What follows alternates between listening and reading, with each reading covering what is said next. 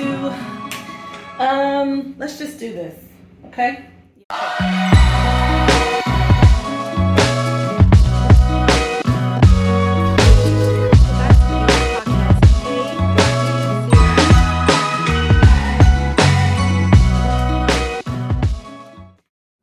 What's up, everyone? Welcome back to another episode of the V-List podcast. I'm your host, Victoria.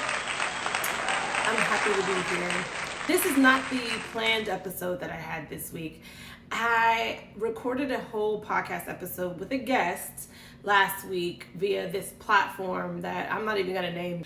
And needless to say, the recording was just all jacked up. And I'm just gonna blame it on the retrograde, okay? Because Mercury was still in retrograde. I think it still is. Is it still in retrograde? I don't know. But nevertheless, here we are. You got me. Are you complaining? You shouldn't be. This week, it's still just midweek. I know I'm a little late. I don't really have a rhyme or reason to when I record these episodes, but it's just whenever I get the gumption to talk about something. So you all know that by now, or at least you should know that by now. But this week was, again, up and down for me. I'm still on this path of trusting God, and I'm just out here trusting God, y'all. That's all I can do. Last week, I was working at the restaurant, and one of the good things about working at the restaurant is that I get to meet a lot of different people. So I have been introduced to, people who are in industries that I want to be in, or people who are professionals who are looking for other professionals in my industry, so on and so forth. And so I connect with a lot of different people. And this one particular group came in last week, and they were they worked at the theater next door. So one of them was a producer at the theater next door. I work next door to a popular theater in DC. And they came in. I'm a pleasant person, I'm a nice person, and I was, just cordial with them. And one of the guys who was there, he complimented my smile, and I'm like, oh, thank you. He's like, you have a very pretty smile. I'm like, thank you. And then, I went back over, and so, of course, when you give me compliments, I'm just going to be more congenial. That's just how it works, right? So I'm just turning on the charm, and he started to, ask me where I was from, and I told him I was from Ohio, and he was like, oh, he's from Ohio, pointing to the guy who was sitting across from him. And the guy was like, oh, where in Ohio? And I'm like, oh, Columbus. And then he's like, where in Columbus? I'm like, Westerville, which is like a small suburb in Columbus. And he was like, what high school did you go to? So I told him the high school I went to. Turns out we both went to the same high school, Westerville North. Shout out to Westerville North High School. Go Warriors. Had the same choir teacher, the same principal, just had a lot in common in terms of our interests. And he is a producer, a theater producer, and I love theater. I told him I was an actress and I'm looking to get back on stage, and I told him I had a podcast and all the other things that I did. And so he was just like, oh my God, we have to connect. And so I was like, absolutely. So shout out to Matt. We ended up connecting. I gave him my information, remember my LinkedIn, my IG, and everything. We started following each other on Instagram. But he was producing a show at the theater called There Are Blueberries. And the other people who were with him were also part of the production team. It's a story about some photographs that surfaced, an album surfaced, of the concentration camp Auschwitz. Now, historically, any photos that have been seen or have been discovered of the concentration camps, and particularly Auschwitz, typically are of the prisoners and of the victims and the inmates who were in Auschwitz, or who were just in concentration camps. But apparently there aren't a whole lot of historical artifacts or pictures, if any, of the concentration camp Auschwitz in particular. So this album that was found, an officer of the U.S. Army found the album in an abandoned apartment that he was staying in when he was stationed in Germany. And he kept the album for over 60 years. And he decided to turn it into the museum, the Holocaust Museum. And in the album, he's like, hey, I just wanted, people turn in artifacts all the time into museums because they feel like they could be useful to history or to tell a story. And this album was full of pictures of the Nazis in Auschwitz. not the prisoners. There were very, very few, actually none, in this particular album. There were no photos of the prisoners. There were only photos of the soldiers and the people who ran Auschwitz, the people who like were the masterminds in Auschwitz, the doctors who worked at Auschwitz. So it piqued a lot of interest because people were starting to wonder, like, where did these photos surface? Because nobody who worked at Auschwitz, nobody who was a Nazi wanted any of this information surface. Like, that is not information that they would want out at all. It goes through the story of these officers and their lives. And once these photos were released, people started to recognize their family members who were Nazis or soldiers during this time at Auschwitz. And a lot of these families didn't know the story of what their grandfathers or great grandfathers did in Auschwitz. They didn't know.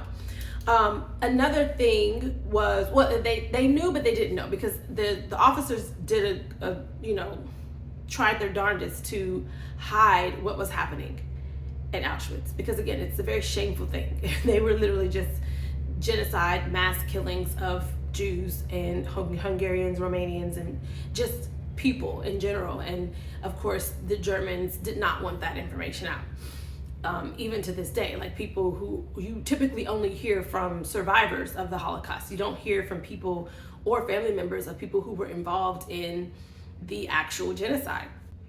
When people were coming forth and they were telling their stories and saying, I recognize this is my father, or that is my grandfather, and that not only were they embarrassed of the actions of these people, but a lot of times they were dealing with their own traumas that had kind of been passed down from what happened at that point in time, because the names were released once these officers were brought to justice.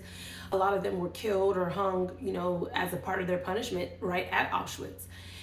They were finding out information about their family members, and it kind of tells the story. This play tells the story of, like, just the generational trauma that kind of passed down from that. And there was a lot to, I highly recommend going and seeing the show. First of all, the production of it was top notch. It was beautiful, beautifully produced. The imagery is top notch. The storytelling is, in the way that it's told, is effective. It's a phenomenal show. So if you ever get a chance to see it, if you're in DC, go and see it. It's at the Shakespeare Theater. But for me, me, I'm always looking for deeper meanings, right? I'm always looking for, what is the spiritual context behind this? What does this mean? And it's just, there's so much. There are so many nuances to the human existence, and so many complexities, and there are just so many experiences that make us who we are. And ultimately, there's good and there's evil. I'm one of those people who don't believe that people are innately evil. I don't believe that. I think that people are innately good, but there are certain experiences and circumstances that shape us, and we become a product of that environment. We succumb to whatever that experience is, and that ends up being what we perpetuate, what we continue, what we pass down. But I think initially that everyone is innately good. And I think there's good in everyone. And I think that certain incidences will either bring out the good in you or will suppress the good in you. And that's the beautiful thing about having a human experience, right? When we were created and God created us, He created the earth, the sun, the moon, the stars, the land, the beasts and the fowl of the earth. And He said all those things were good. And then when He created humans, right? He created man. He gave us choice. God did not choose us to be evil, but God also didn't necessarily choose us to be good, because it's both in us. He gave us choice. And He said, it is my will. I want you to choose good. I want you to do good. I want you to choose me, because God is good. But that was a choice that we're given. And that in itself, when we were given that choice at our creation and in our foundation of this human experience, that's what makes it such a complex experience. because ultimately we're fighting nature, right? And human nature, again, is good and bad. I think it's innately good, but then there's evil that you can succumb to or subscribe to, and that becomes your innate being or your innate nature, right? I hope this is making sense. So there was one gentleman who, came forth, and he was the grandson of one of the Nazi officers. One of the other grandsons who recognized his grandfather in the photos as one of the Nazis, he decided to meet up with him. He said, hey, let's meet up, let's talk. So they met up and they talked.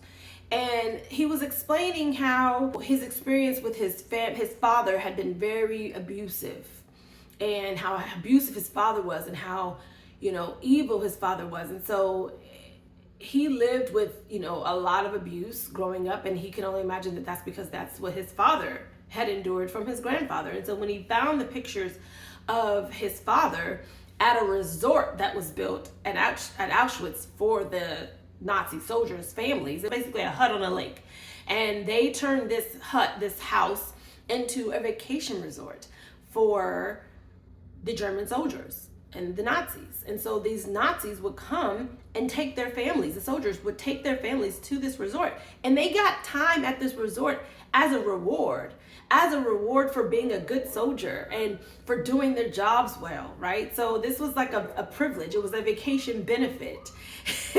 And so the young man recognized his father in these photos.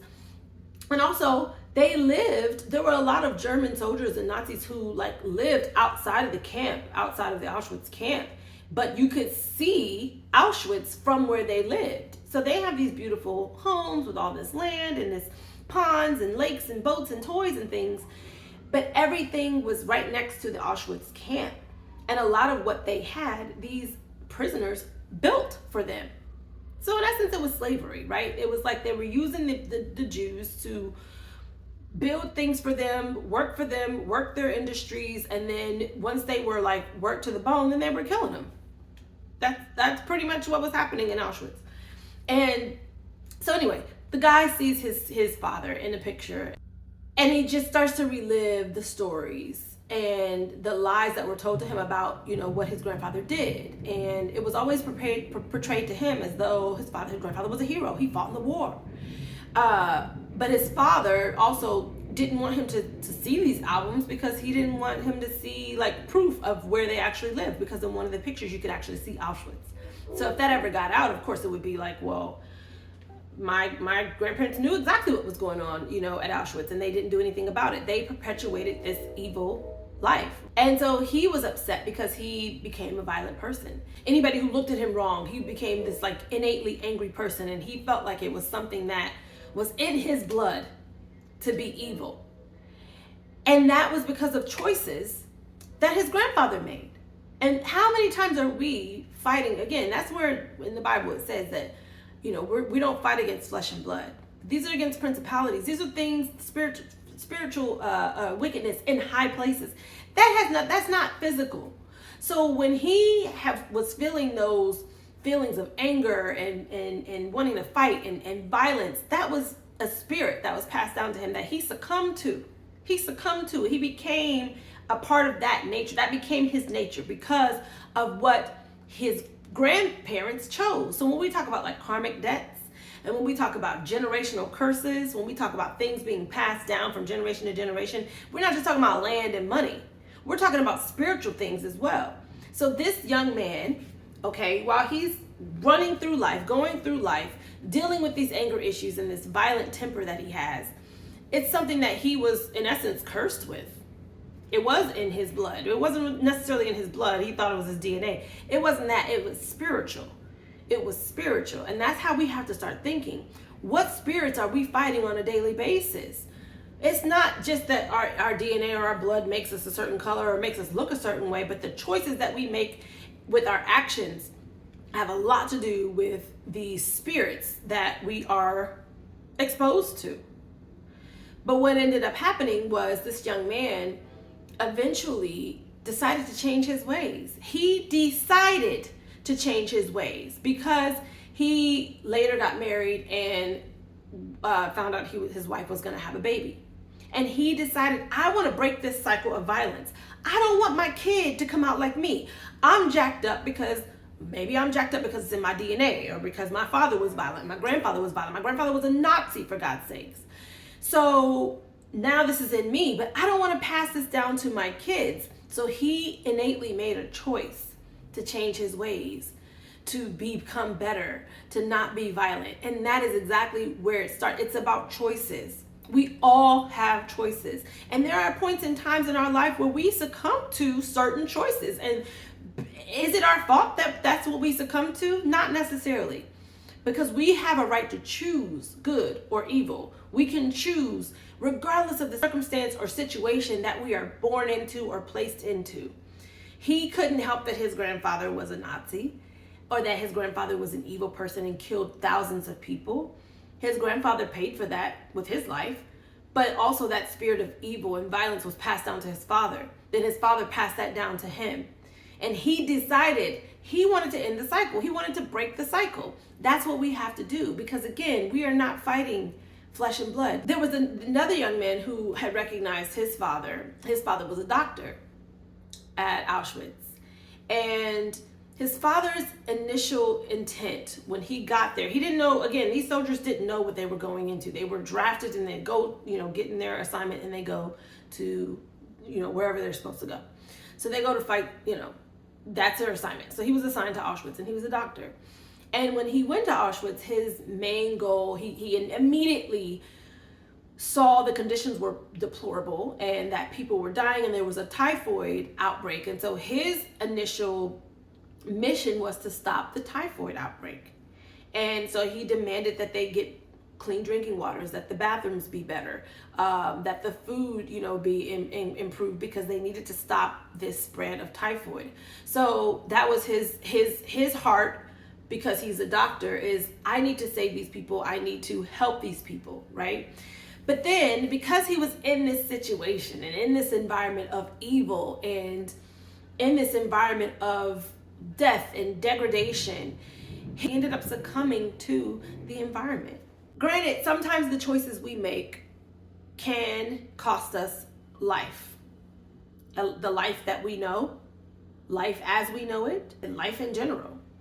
And I'm sure that this soldier, this doctor, when he first got there and was like, wow, this is deplorable, did not feel good about the fact that he had to go and participate in this.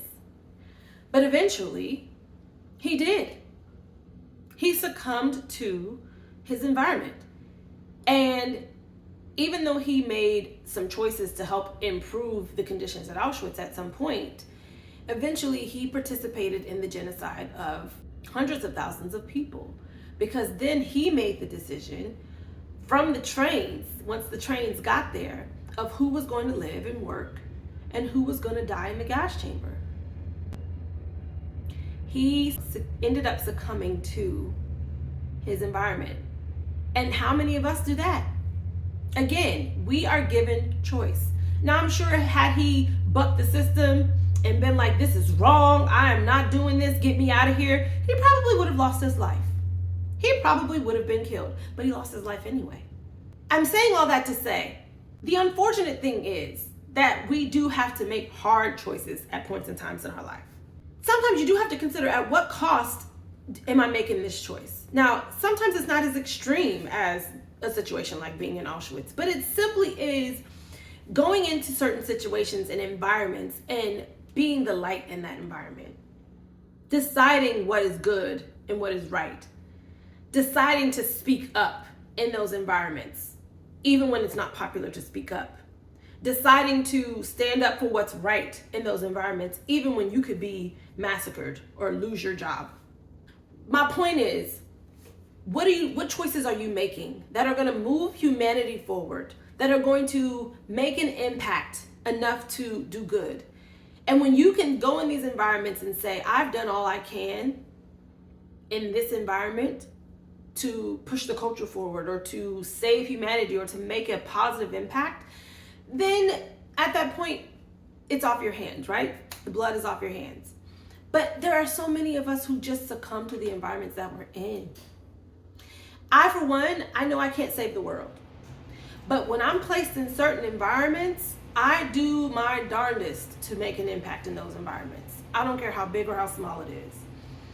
And I make it a point to find the lesson and find out what the mission is, why I'm there. Like, even at this point in my life right now, I'm looking around like, Lord, why am I here? What do you have me in this environment to do? What do you have me in this environment to learn?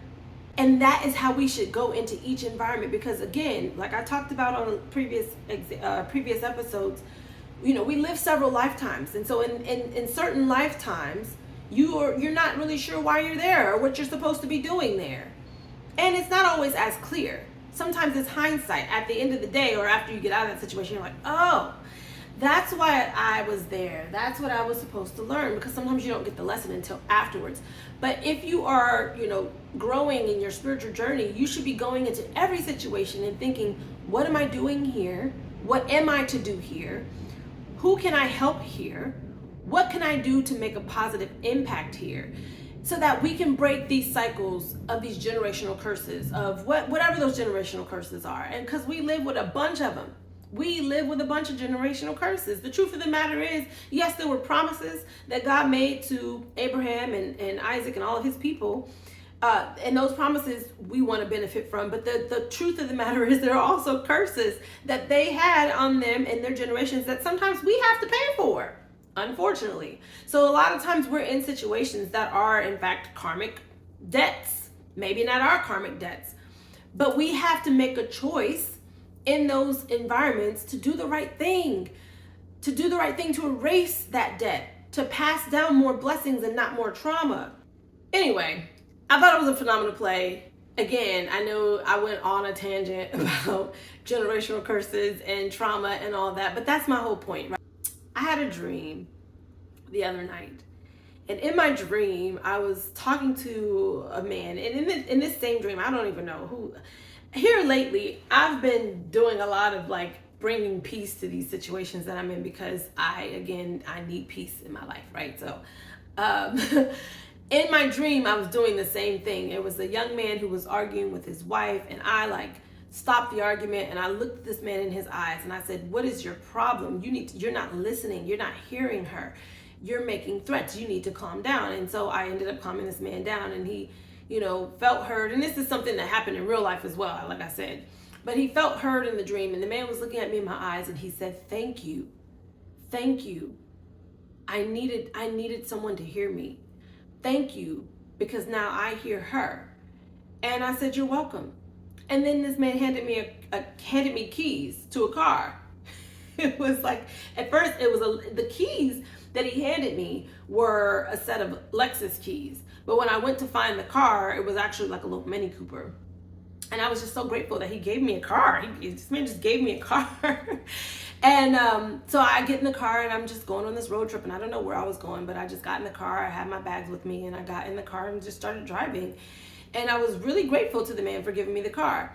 And then in the second part of that dream, because whenever I have dreams, it's always like a mini series. It's like mini episodes. But I was meeting someone for dinner, and I met up with a young man. And actually, he wasn't a young man. He was an older white man. And in the dream, he was saying things about himself that were like kind of like joking, in a joking manner. I do this a lot. Like when somebody, I'll like say a joke about myself, but it's really like self-deprecating in a way. So I'll be like, oh yeah, I'm fat, you know, oh, where these rolls come from, like stuff like that, right? So this man was doing this in my dream at dinner with him. We were at dinner, and I looked him in his eyes and I said, you have to stop doing that. I said, every time you talk about yourself negatively or you downplay yourself, you're dimming your light. And I said, you're dimming your light. And I grabbed his hand and I said, this world is dark and it needs light. It needs your light. You have to stop dimming your own light. The world needs your light. And this man looked at me in my dream and he started tearing up. And he said, thank you. And then I ended up waking up. That was the end of the dream. But I realized that, again, messages that come to us in our dreams are sometimes for us, sometimes they're foretelling, but sometimes they're for us. And I took that for myself. I have to stop thinking about myself in a negative way because I am light. And I have to understand that wherever I go, there's light because I'm there. And when I talk about myself negatively or downplay myself negatively, it dims my light. It makes it harder to illuminate these dark places. And I'm deciding I don't want to do that. I don't want to dim myself because I want to bring light to these dark places because the world is dark and it needs our light. So I'm going to leave you with that as well. If you find yourself in situations or moments where you're constantly downgrading yourself, stop. I hope this episode made sense. I hope it helps you. Again, shout out to the cast and crew of Here, There Are Blueberries. It is playing at the Shakespeare Theater here in Washington, D.C. I believe it runs through the end of May. Go and see the show. But ultimately, make decisions that are going to be impactful in a good way. In whatever environment you're in, choose to do the right thing. Take the risk and don't dim your light. I love you.